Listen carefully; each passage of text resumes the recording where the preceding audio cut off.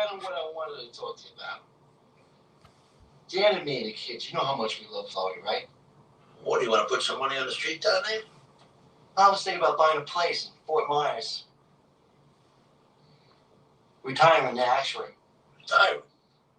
What are you, a hockey player? I'm going to be 50 in 3 years, Tom. My dad died at 52. You took an oath, Gene. There's no retiring from this. Well, I thought about that. And there was Joe Bananas. Come on.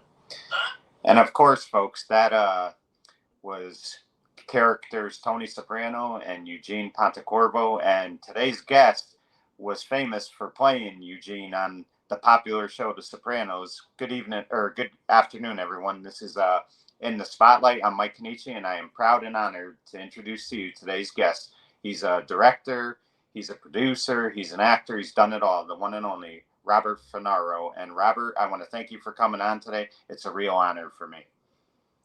Mike, thank you very much for that lovely introduction. And it's very nice of you to say all those kind words about me. And, thanks.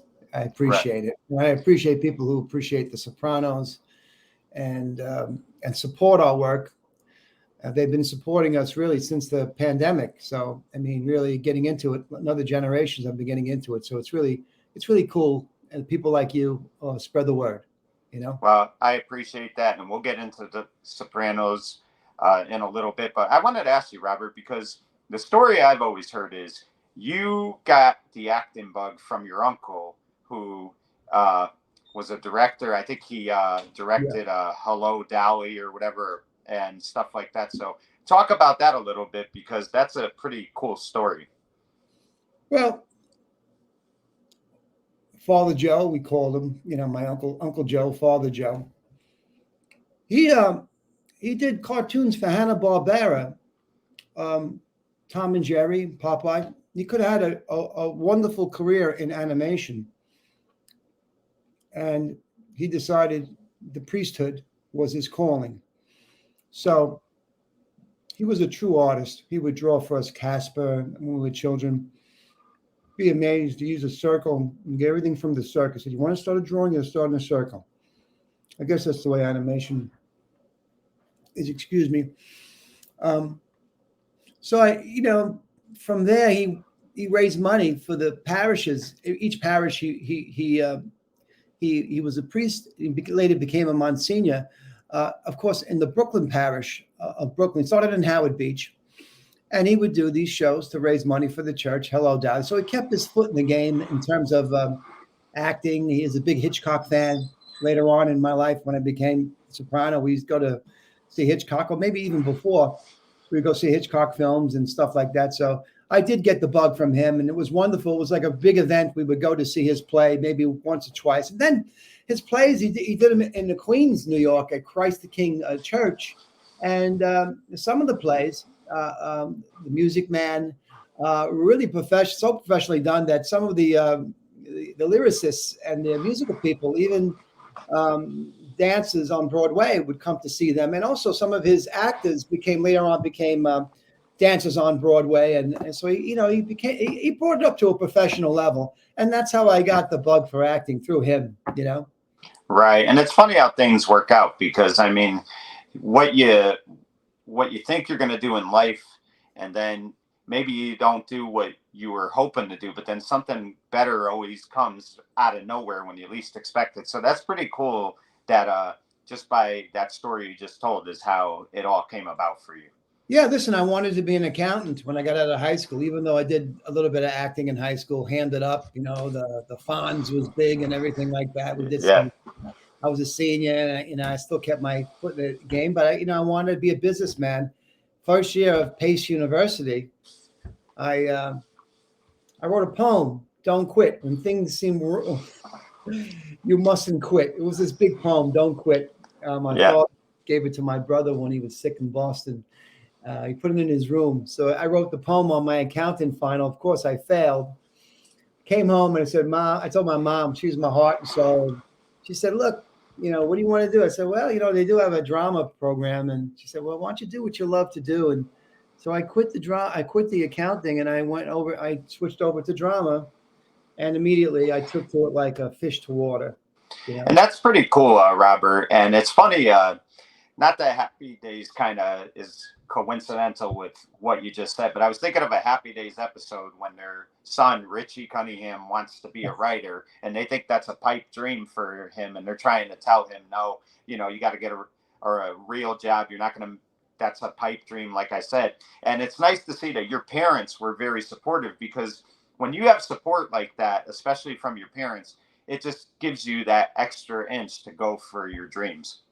Sometimes sometimes it's a good thing. In other cases, in other, I'm trying to get the eye line here. In other cases, it could be also a positive thing also for certain performing artists. But in my case, I had a wonderful parents who provided a matrix and a place for me to always come back to. You know what I mean? I was kind of like the prodigal son in a way. I went out and lived my life a little bit. And then when I came back to my folks' house, you know, my father welcomed me back. And, you know, after college, I just went my own way and started living life a little. And I was on the wrong path, and they provided a place. This place where I'm sitting with you right now, my dad, you know, he just, you know, welcomed me back and said, you know, just take your time. And so they were always supportive. And let me just say that when I got on The Sopranos, they were very supportive of me also, because it was my real first professional job. And people think, oh, it's a walk in the park. For others who work up to it to get that job, it's easier. And I'm sure it was easier for Jimmy than it was for me, because Jimmy had done some work before and he knew the game, but I was just learning the game. I was more or less an apprentice, you know, right, when I got on The Sopranos. And also, well, yeah, so they provided a place and always gave me hope to keep on going. And you can't beat that. And of course, in the other respect, there are men and women who are kind of neglected by their folks, and they become like Francois Truffaut, who was a delinquent, really, you know, went to, you know, I mean, like directors. So it's, you know, it's no one right way is what I'm saying, but it's nice to have good parents. right. And it's funny how your friendship with Gandolfini began, because you were with the New York Theater Group, and you were on the European tour with the production called Streetcar Named Desire. And that's how you kind of met Jimmy, was through that. And you guys became great friends. So it's funny, you met him probably 10 years before you were ever on Sopranos. Yes, this is so. I think, you know, for me, I think it was my first professional job. I think Jimmy might have mentioned that it was his second, but or maybe first. I'm not sure.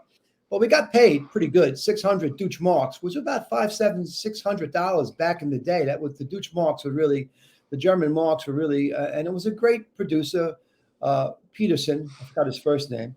And yeah, we toured Scandinavia and Finland, Sweden, starting in Sweden to Finland and to Norway. The better theaters were in Sweden. You know, they're more of a bohemian kind of feeling there. But it was a wonderful experience, and we kept in touch. And then we became out of touch too. I got married, and yeah, you know, and Jimmy always stayed in the game. And as Jack Lemmon said, when he became Tony Soprano, he sent the elevator down for quite a few of his friends, because he knew how hard it is to get in the door, and he wanted to help his friends. And no greater love hath a man, it's very biblical, than he laid down his life, who he really literally did in the end. You know, I mean, lost him in such a great loss, but that's the way he was. He's a great man. And on the Garden State Parkway, there's a James Gandolfini rest stop. yeah. And today's actually his birthday, I believe. So Is it his birthday? Oh, yeah, God bless, yeah, man. Oh, man, Jimmy, I didn't know. Forgive me. Wow. yeah. So I mean, it's amazing. That's right, August 23rd. Wow. Yeah. This is really great, Mike, to be doing it on James' birthday. It's a real blessing, man. God bless you, Jimmy. I'll see you up there, brother. Right. So let me ask you, Robert, obviously from the time you did that production to 2001, when you debuted on The Sopranos, you have to do different types of jobs. You'll try to take any work you could get, because that's the only way to move up. So what were some of the things that you did from that time? And I know you're a director, and we're going to also get into, you're also an acting coach as well, but just talk about some of the work you did before you got on The Sopranos. Oh, before I got on The Sopranos, because I could tell you about some work when I was on Sopranos. People think that, you're on Sopranos. That's it. You're made. You got your life. You got everything together. It's all good. You're making millions of dollars. It's not true. Yeah. But before, we could talk about before. I mean, I was working at Madison Square Garden with my brother-in-law. I'll tell you this little story. And it happened. So I was a garden event supervisor. Got to see all the concerts, George Harrison and his tribute to Bob Dylan. And I wasn't really in the concert. I was doing something in the garage. So I was stupid, dummy. What are you doing?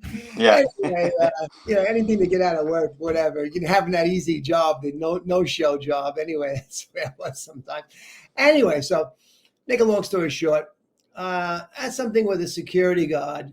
And I will tell you, this is a really strange story, Mike.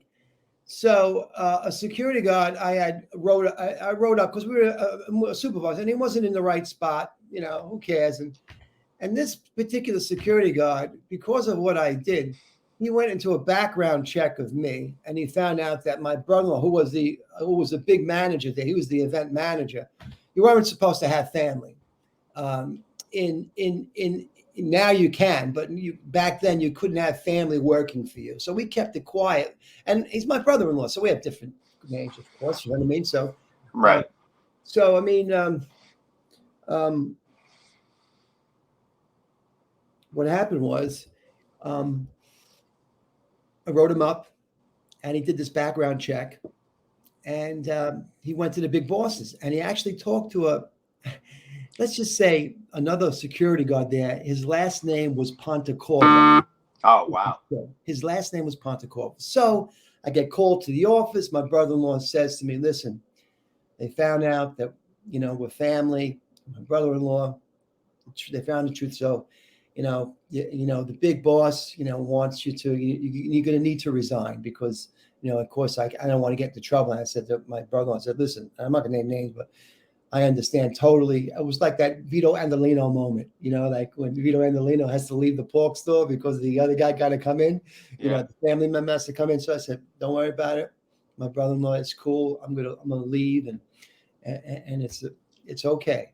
Now I found out it was Pontecorvo, but on my resignation, I wrote down, I am resigning because I have decided to pursue my career as an actor and because I had to write something down. That made sense. That had nothing to do with me because we were brothers. So hence I left the garden, which I made good money too. And a friend of mine, Gordon Silva, who really is responsible, I'll name his, he's responsible for getting me going up to James at a party and saying to him on third season, if I was you, I'd get your friend Bobby Funaro a job. Anyway, Caroline's on Broadway. He got me a job as a bouncer. I was the skinniest bouncer on Broadway. And I worked at Caroline's at the door. I was a doorman. Danny Aiello was a doorman. Even Idris Elba, who later on came in, was at Caroline's. He worked the door too later on, his career, a little bit more of a skyrocket than my career. I'm a little bit more humble in my career, but anyway, it is what it is. And no salary break. And that's what happened. So I worked Caroline's, and I was a manager there. They made me a manager. They finally succumbed to making me a manager, took me off the door. And it was good. And then, of course, I told you a story about Gordon and how he went up to Jimmy. And then Jimmy came down in third season, asked me if I wanted to audition. And that's how it happened. So that was two of the jobs that I had before that, they were just odds and ends jobs, And it's funny, too, because the first episode you were on, it was the scene where Eugene and Christopher are being made men. And the funny thing is, Robert, at the time, I'm thinking when Tony's saying once you're out or once you're in, there's no getting out, I'm thinking, wow, this is going to come back to haunt Christopher. But little did the viewers know that Chase had a plan, and the plan was for the Eugene character because this was going to affect him. But, that first season, we gradually got to see Eugene. He was with the Ralph Cifaretto crew a lot. There was the time with the bathroom scene where Gigi passes away. And then there's the card game where the guys walk in and you just hear Eugene go. And I mean, it's the little things that say a lot about an actor and a character. You just basically said, very bad, boys. And that was it. And we kind of... Paul Mazursky. That was a great honor to work with him, who has worked with Cassavetes.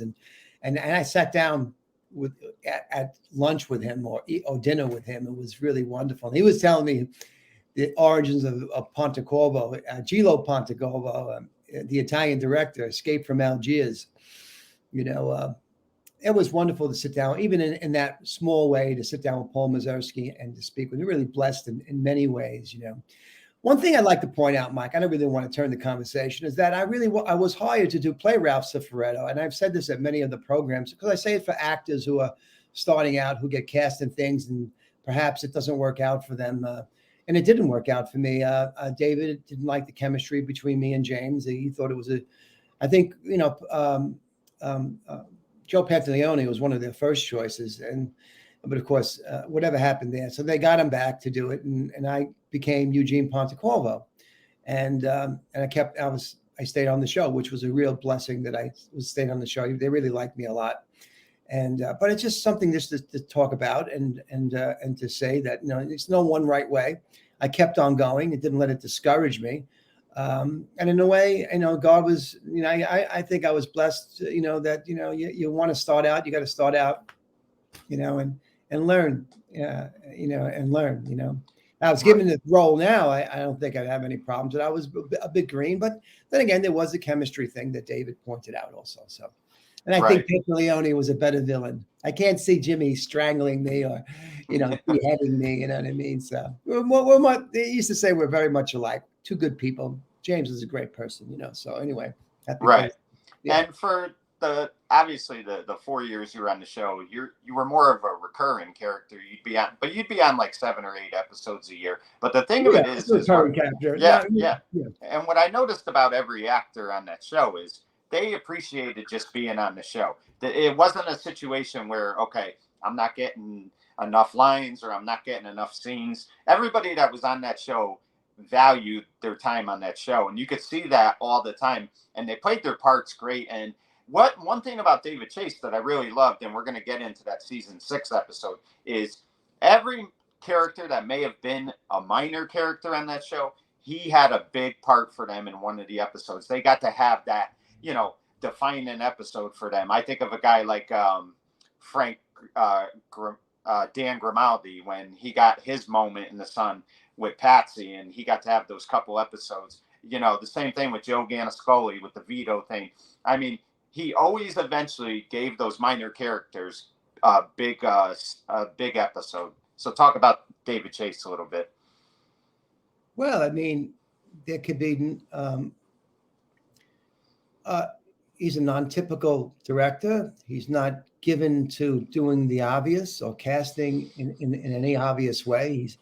He gives actors chances. I mean, and he gives them. He really believes in his actors, and he although he didn't write every episode, he has his hand in it, and he's very honest and truthful, and hand in hand with Terrence Winter, especially Terrence and Robin and Mitch Burgess. They really, and also Alan Taylor, all the writers, they really created something really great. Now, in terms of David, he's a very fair man, a very good man, and he has a good heart, and he's really a genius, a genius in the sense of putting together a show that everybody really wanted to be on, even if it was a walk-on role, because it was just so enjoyable.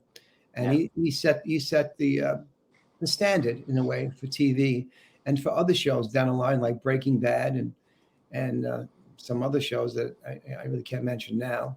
Right. So I mean, Melissa Clark or Melissa. Let me just no problem. I'll call you later. And so I mean, David, and he was a bit. I'll tell you a little story. He's a bit of a gnome, a gnome in the way he popped up everywhere. He might have not written the show, but he would just be there with the gnome hat, not really the gnome hat, And then I worked for him in Fate and Not Fade Away, was his autobiography, which was a wonderful thing to work with James as Uncle Murph. So it was a great experience to be around David. I have just a great man. Of course, he'd give you a call before the season would start, tell you what's going on, if you would die or not. You're dead, but it's just like, and then we'd have a party for the person. So I mean, The Sopranos was extremely, because James really was. He wanted to make it like a family, and he did. it truly was a family kind of a show, and everyone was in this family. And, so, I mean, David, and nothing to say but kind words, and so thankful for him, for his belief in me, and of course, keeping me on the show and keeping me going, Right. And what I always heard about him too is what was written on the script is what he wanted. He didn't want ad lib or anything like that. Yeah. Follow the script. That was his big thing, correct? Well, that's the thing with television writers. They have that protection. The way they write it is the way you got to say it. In film, it's a bit different. Working with Marty Scorsese, for instance, the take I did with Robert De Niro was the take that he said, "Oh, just do one, keep to this, but do one the way you want. Just let it go. Let's just be free here, and just whatever you just feel it." And some of my dialogue was my own dialogue there, with De Niro, that I used, and so there are different. It's a fine line in television. I think the writers really want to hear their words the way they've written them, because they put a lot of time and effort. And I think in film also, but it really is about having the verisimilitude and getting to the truth. And sometimes through improvisation, and I wouldn't say ad-libbing, but through the improv of inhabiting the character, things come out from yourself that are the essence of who you are. Now, in TV, on this show, yes, you're right. We did need to keep to the script. There really was no ad-libbing, no. Right. One of the things too, Robert, that But would you want to ad-lib? I'm sorry, Mike. I mean, Kazan said that he would never touch Tennessee Williams' work because it was so great, or Arthur Miller. So yeah, perfect writing, you don't have to. So that's what it is. Yeah, exactly. And little by little, he made your character more noticeable to the audience. I think of season 4 when the Eugene character walks into the convenience store, and he's nice to that juror, but he lets that juror know that, like, you better do the right thing in Uncle Junior's trial. And he pays for his food and says, "We appreciate you doing the service you do to the community," and stuff like that. So you knew that Eugene was a no-nonsense guy. But season 5, I can remember one episode. Let's talk about that scene. Let's not just skirt over that scene, because that's a very good scene, because there was an actor in there, Bruce McVitie, who had just passed away. Yeah, and he was a wonderful actor, Bruce McVitie. And he played that part as the juror so well. I mean, he really did. I mean, he was a really great actor, underrated. I mean, maybe not underrated, but I mean, just a wonderful actor, Bruce. Let's lift him up, because he was great, man. I didn't realize who I was acting with. I realized it later. I did contact him later on. Somewhat. Yeah. And played that scene on the Daily Show. I'm sorry, Mike. Yeah. So because they played on Daily Show, I called Bruce and said, "Listen, you're going to get paid, because they're going to pay me, the union, because they used our scene." Anyway, go ahead. I'm sorry, Mike. Yeah. So anyway, season 5, I think it was episode 9, and you guys are all the characters are all sitting at one of the construction sites, and little Paulie makes a joke that Eugene doesn't appreciate, and I'll just never forget that image of Eugene taking that Snapple bottle and smashing it over his face. And the crazy thing is what you learn about what these people are like is you see guys laughing, you see the character Vito cracking up, and it really was it was a nice scene done, but it was also a tough scene to watch. I mean, there's times, I'm not going to lie to you, I sometimes have to fast forward it because it's tough to watch, but it's great writing, and it just goes to show that one thing David Chase wants to point out to his audience is you can love these characters, but understand they're bad people too. Absolutely. I mean, that was a brutal scene in the sense of, and I'm glad he survived it. I'm glad there weren't any repercussions, from Tony Sirico. Yeah. I was left alone, so part of the crew, I was made. So when you're a made man, it is a very hard life. I mean, not for me. I mean, acting in it's okay, but to be in that life it's got to be very tough, very lonely too, But as an actor, that had to make you feel good that David gave you that scene, because everybody came up to me and said, "Wow, you could hurt that guy." I'm sorry, Mike. Go ahead, finish what you're saying. No problem. But it just goes to show, like I said, little by little, he was making your character, like he was letting the audience know that something big is going to happen with this character. That's what I took out of it. I mean, talk about just being on that set though with those cast members. I always heard stories like all the food they put out there, you guys eat it all. It's not just we eat a little, we eat that food, stuff like that. So I mean, just the camaraderie you had with those cast members, that alone had to be why it was so special to be a part of that show.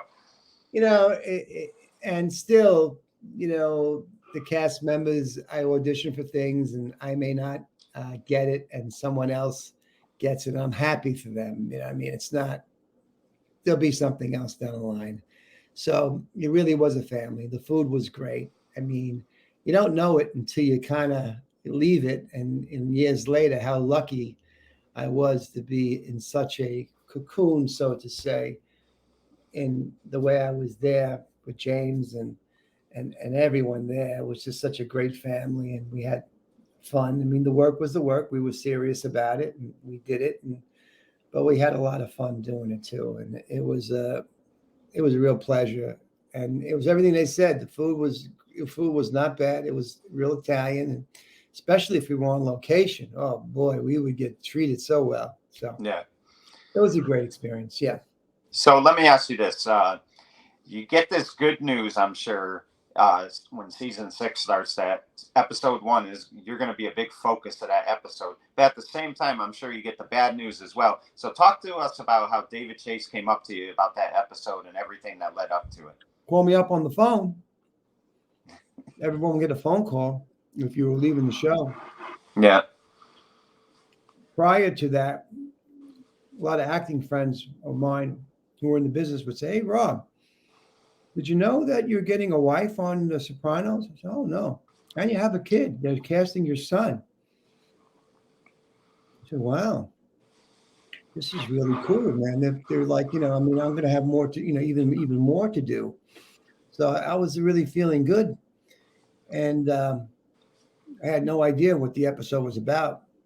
But then I got the call from David, and he said, "I have great news, good news and bad news. What do you want to hear first?" "Well, tell me the good news, David."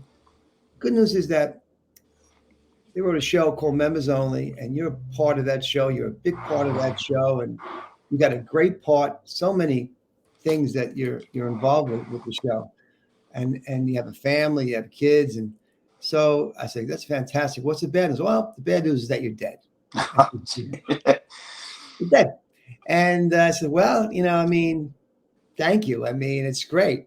Now, that being said, when I read the script, I said, "Wow, this is a fantastic script." And I think, you know, I'll talk a little bit about Marlon Brando, who said, you know, when he did On the Waterfront, he was saying, you know, everyone, if you're familiar with the story about, you know, the moral, doing what's morally right, which is what the show was. And of course, it was a takeoff on the unions and whatever Kazan was going through at the time, and Bud Sherberg with ratting out your friends, or the House Un-American Activities Committee, or whatever. Anyway, let's get over for the political thing. Brando said that when he did the contender, I could have been a contender. I could have been somebody instead of a bum. He said people could relate to this man because how many people in their lives could have been somebody, and they were taken away from it because of their circumstances and people around them that influenced them or told them you couldn't do it. So I knew that, you know, Eugene's plight to want to get out is a plight of the legion of humanity who want to get out from this situation. So it will be a memorable show where people will remember me, other than hitting someone over the head with the Snapple bottle, which it was till then. He's the guy with the Snapple bottle. But I knew that would be a great show because a lot of people really want to get out of their situations. And not all of them commit suicide. But to me, regardless of what they say about me in the next episode, it was to liberate my family. You know what I mean? So they can have a better life. And it seemed to me it'd be the only way out for them to have a better life. I'm not saying that's a solution for anybody in life, because it's not a solution. You can, but in this case for Eugene it was. But I don't think it is a solution. I think that we have to keep going and keep trying for our families. Being here is better. But I mean, that I knew I would be. I'm getting into some esoteric stuff, but anyway, it would be remembered. You know what I mean, Mike? So that's what I have to say about members only. It's just Right. And what I loved about that episode, though, Robert, was we never saw the Eugene character any other thing than a mobster and a guy who beat people up and, lived that life of, just not caring about stuff. We got to see the family side of him. And you really see that when they're doing work for the mob, they're bad people. But when they're home with their family, they're A-plus parents, A-plus husband. And that's what I saw with Eugene. He loved his little girl and he loved his son. And it was breaking his heart that his son, Tommy, was doing drugs, stuff like that. And I mean, when you see him looking over the pictures right before that, horrific scene, you feel bad for him. And I said to myself, wow, I never thought I'd feel bad for this character. But you do, because you see that his first priority was his immediate family. Yeah, I could have done it without the guidance of Tim Van Patten, the director. He's a great director. He directed me on my first episode, and Tim was the last one. And that was his daughter, Grace. Her name is okay. So it was God's grace that brought me to Sopranos, I felt, through James. And to have his daughter named Grace was really very symbolic to me. I couldn't have done it without everyone, all that support. Terry Winter, who won an Emmy Award for Best Dramatic Episode, members only. That particular show, I'm very proud of it. You know what I mean? So, everyone involved, it really was a dream come true. Now let me ask you, Steve Sharippa, he had done that big episode with James where they get in a fight, and that was a great episode. But he said he appreciated James's acting more for the fact that was the one episode where Steve had to work a lot more than he normally did because they had to shoot this for a while, and he was in it so much that it was a lot of work. Let me ask you, that one episode that you did where it was devoted to you, did you say to yourself, wow, how does James do this every episode? Oh, yeah. Yes, yeah. For sure. Yeah. I understand it. I mean, I just got off a shoot in Utica, New York, and we did 10 days of 13-hour days, some 13, 12-hour days. And that's what James was, and sometimes he would take off because it just became a weight on his shoulder. I could understand, I mean, he would take off. We're not working today, James is not, to come in, because, it was a tremendous weight, the responsibility. He finally got out, from, I didn't say he got out from underneath it, but he wanted to expand his acting work, which he did on Broadway. Yeah. He was great on Broadway. And what was it? I went to see him. Caveman. Yeah. Caveman. So, I mean, and then all the other roles he did with Julia Roberts and everything. And certainly a very, in the realm of Carl Malden, I mean, James, he stood on his own. Of course, it would have been great to, anyway, so, I hope I answered the question. Right. And the good thing about it was, like, you hear it how athletes go out on top sometimes, like Derek Jeter gets a hit in his final at bat. For your final episode of The Sopranos, you went out on top. I mean, that was a phenomenal episode. It won an Emmy. So, I mean, the one time that you have that, you're the focus of that episode, it wins an Emmy. You had to feel good. Even though you were leaving the show, it was still a great way to go out. Yeah, it was wonderful. I mean, unfortunately, I couldn't go to the Emmy Awards because the first season I would have been going, but then we had 9/11, so that got kiboshed. You have to do a certain amount of episodes to be invited to the Emmy, and I only did 2, so you have to do 3 or more. So unfortunately, as a cast member, I couldn't go, and I really didn't. One thing I regret is not asking James if I can go with all the guys. I know he would have said, "Yeah, of course you can come. I'll hook it up," but I didn't. But like a good friend of mine, my mentor said, Richard Bright from The Godfather is a good friend of mine. God rest his soul. He said, it's not about the rewards is in the work. The work is the reward. Yeah. Not the rewards themselves. It's the work. You put the award on the shelf. It's wonderful. You've been recognized, of course, but it's in the work. That's why a lot of actors continue to work. Tom Hanks and Al Pacino, especially. you know, and Robert De Niro, of course, and the other actors who work that's in that circle. They want to just keep working because that's the real reward when you get hired to do a job. You know, that's the reward.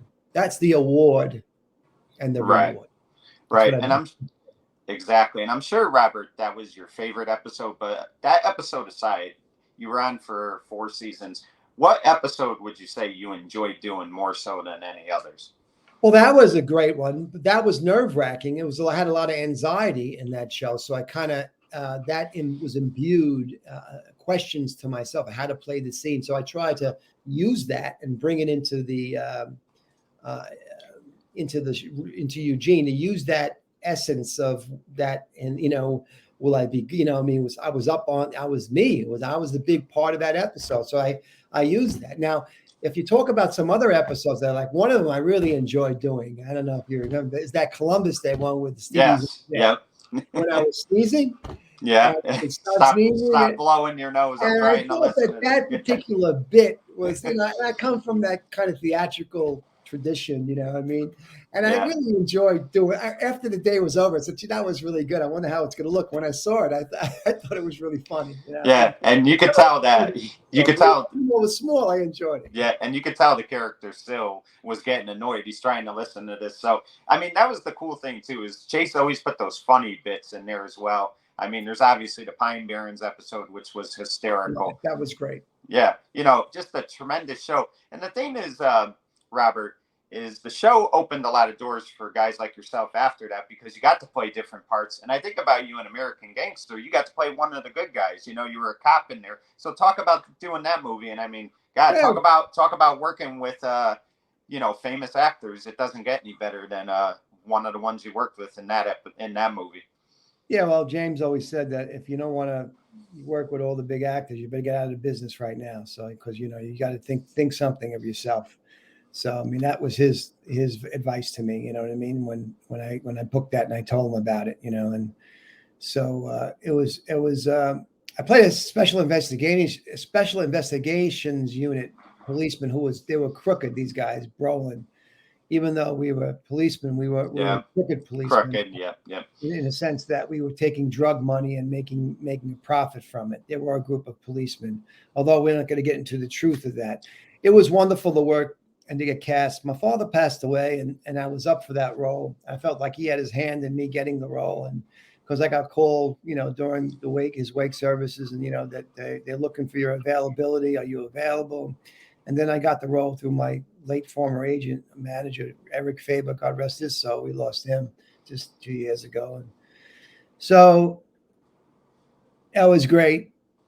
First day on set, did something with Josh, and met Josh. I was going to be his partner, so we became friends, good friends. We hung out, and we really didn't keep in touch afterward. You know, he's got a busy career in LA and everything, but I'm sure if we saw each other, we'd say, hey. But it was great to work with him. I got called, hey, are you available? Ridley Scott wants me to come in. Yeah, sure, I'll come in today. You know, he did Gladiator, and Russell Crowe was in it. And and I never realized how big it was going to be. I mean, in terms of the after people who really love American Gangster, that there's a cult that love that show. Anyway, I get called into my first day on set, and Josh is going to go talk to Russell Crowe's character, Richie Roberts. And I went up to Ridley Scott and I said, you know, I have to tell you this short story. I play, you know, Brolin's partner. I think I would be in the same room with Ridley as, you know, if I was his partner, because he had done it that I wasn't, you know. And he said to me, he looked at me and he said, no, you're not. And I said, you're right. What am I going to argue with Ridley Scott? Right. Yeah. My first day on set. I mean, you know, you're right. So then I kept it cool, and now I came back, and it was a great experience. And that particular day, going back to the trailer, which was I'll tell you this little short story, this last one. Going back to the trailer, I get a tap on my back. I turn around, and it's Russell Crowe, and he says, "Hi, I'm Russell Crowe." I said, "Hi, I'm Robert Funaro." I said, "Welcome aboard. It's nice to meet you." And that was like, holy shit, Gladiator. Yeah. shook my head. Yeah. It's hard not to get into it, man, when because you just look at these. I mean, these are great actors. Russell's such a great actor, and people gave him such a bad reputation. You know what I mean? If everyone's bothering you, I mean, even James, the paparazzis would bother him. He wanted a personal life. It's. Oh yeah. You got to be careful. So it's not true about Russell Crowe. He's a great guy, and that was a great day. That was a great day on set. Right. And the thing is, too, Robert, you got to work with another Robert, and you talked about him a little bit. But, I mean, I think every actor who is in acting wants to experience that chance to work with Robert De Niro. I mean, he's one of the icons of, films. So just talk about working with him in The Irishman, because that had to be so rewarding for you. Well, I was going to play his friend who introduced him to Skinny Razor.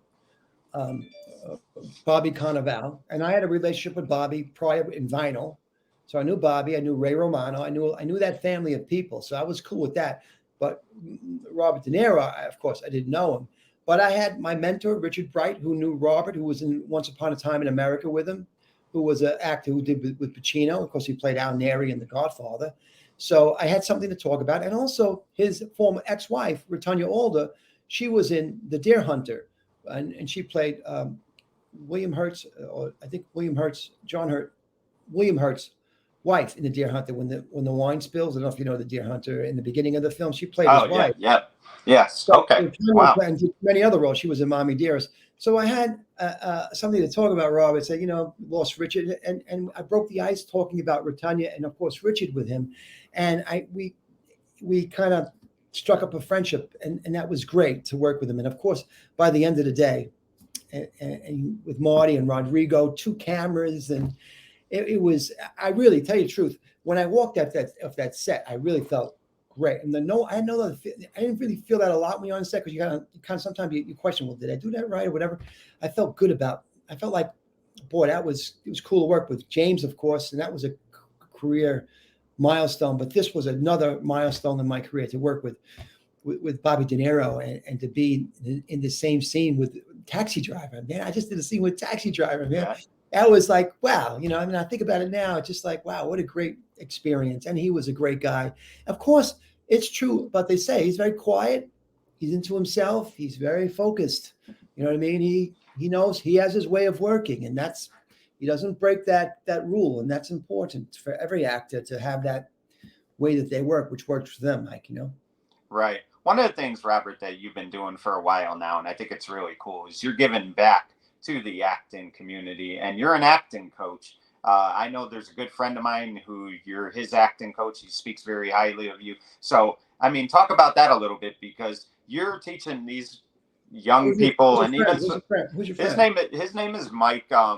He has a show called Trash Talking Radio, and he's from Pittsburgh. And he talks about you a lot. I think his last name is Vital or something like that. I always know him as Mike Trash, but you're his acting coach, and he speaks very highly of you. He loves you. So, you're giving back. Mike Trash. Yeah. Mike Trash. Yeah. VIP talent. Yeah. Yeah. He's a good guy. He's a great guy. Hey, Mike. Yeah. Great guy. And he just raves about you. And me and him talked, and he said, you got to get Robert on. So talk to me about being an acting coach, and that's got to be very rewarding for you as well, because you're helping these beginners get their, eventually they'll get a part because the teaching that you and your other coaches are doing with them. Well, it's rewarding when you have the same people. You can have them 6 to 7 weeks. We had 10 or 12 weeks with Mike. Yeah. So then you could see the trajectory of how the growth. When you don't really get people coming in and out, it gets a bit toxic, because you really can't enjoy the growth. And that's where you water a plant, you watch it grow. And Mike is one of them that really grew in the experience. Yeah, I mean, I have tried to do live. I have done, in between Sopranos, live workshops. But it always just seems to me that the people who stick with me, who stay with me, and there are some that have and who are working now. Rich Pesci, Gino Caffarelli. If you look up these people, they're working. They had worked with me early on in their careers. So It's always great to coach. I call it to direct and to watch that growth. It's very rewarding, and giving back, of course, like you said, whatever you can do to assuage the fears and the anxiety of which is what you get, and the rejection, especially.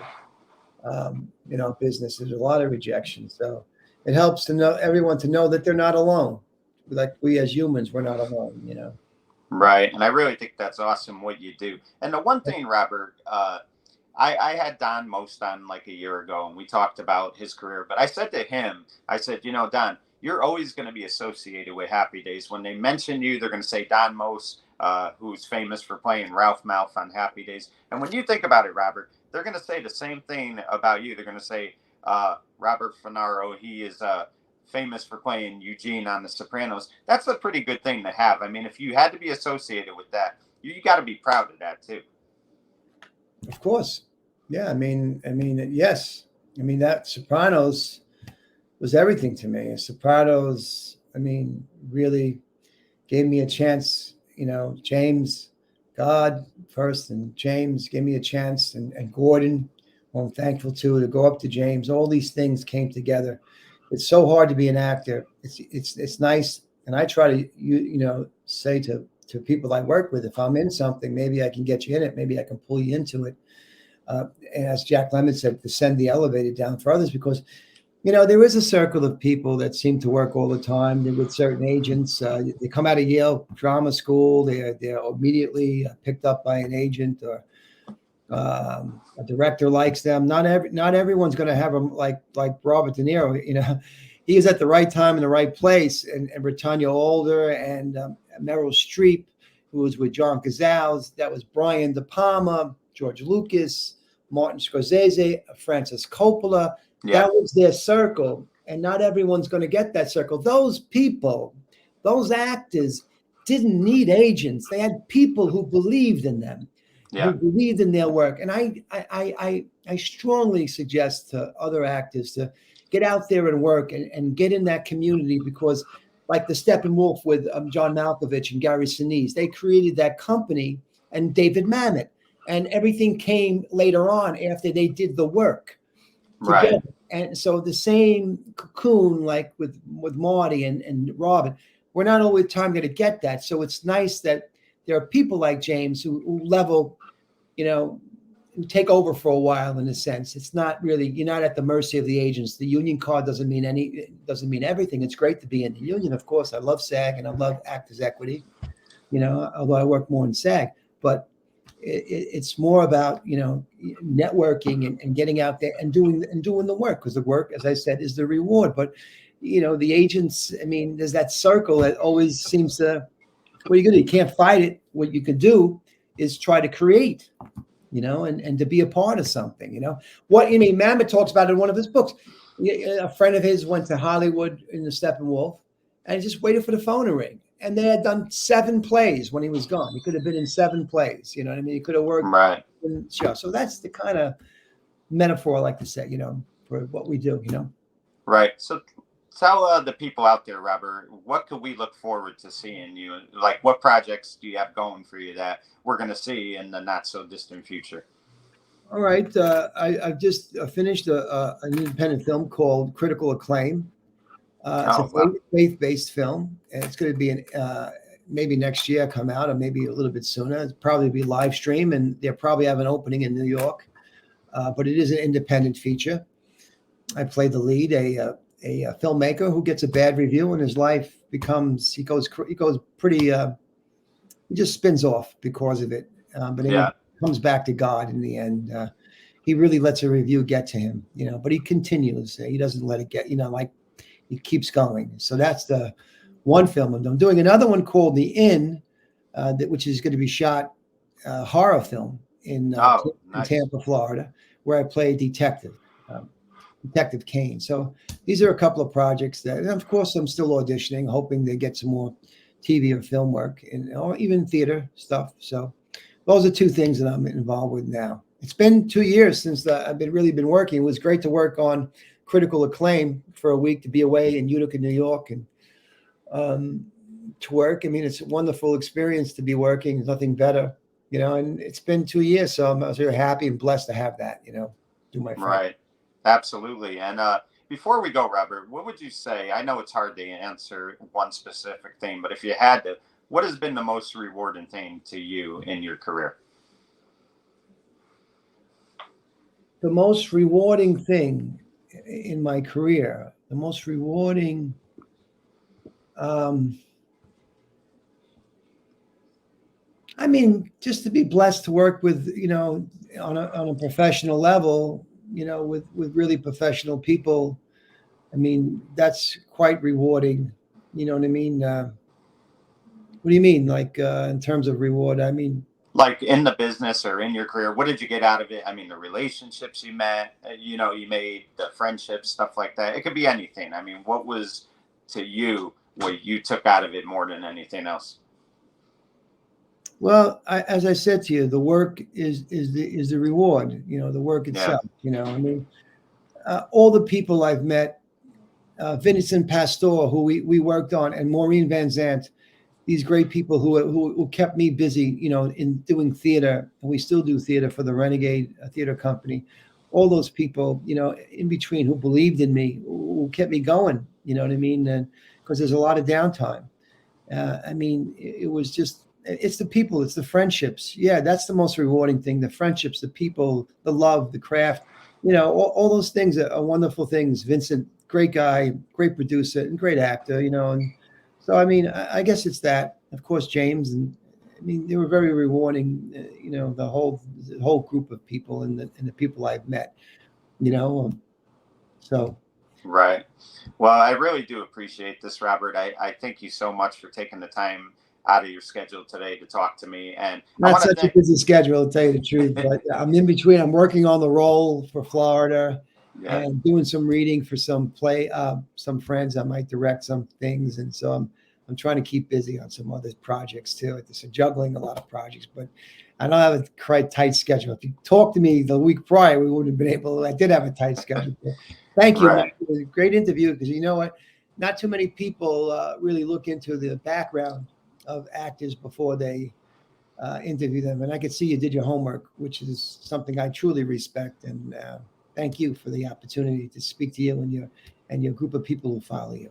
Well, I appreciate that. And I really do applaud your career. And I mean, thank you for what you gave me as a fan, because I mean, that show was my show every Sunday night. And when it was on hiatus, I couldn't wait for it to get back. And I mean, you're always going to be remembered for that unbelievable episode. And I mean, you have that in your career, and then you've done all these other things. And like I said, I really applaud you for the fact that you're teaching other people how to act. And congratulations on your career. And I look forward to seeing you in so many other things. And thank you again for coming on. Thank you, Mike. It's been a real pleasure. Well, folks, that was the one and only Robert Funaro. And what an actor, and what a great guy. You got to talk to him, see him for an hour today, and you see the great things he's doing. When you look back on the show Sopranos, there's so many great characters, so many great actors. And it's really neat that a guy like Robert, who it took him a little bit, but he finally found his way, and he gave us some of the best TV that we saw for a good 6 or 7 seasons. So guys like Robert Funaro are a big part of that show Sopranos. They're a big part of TV, but more importantly than that, they're real good guys, and I think that's what stands out about him the most. For In the Spotlight, I'm Mike Kenichi. That was Robert Funaro saying good night, everyone.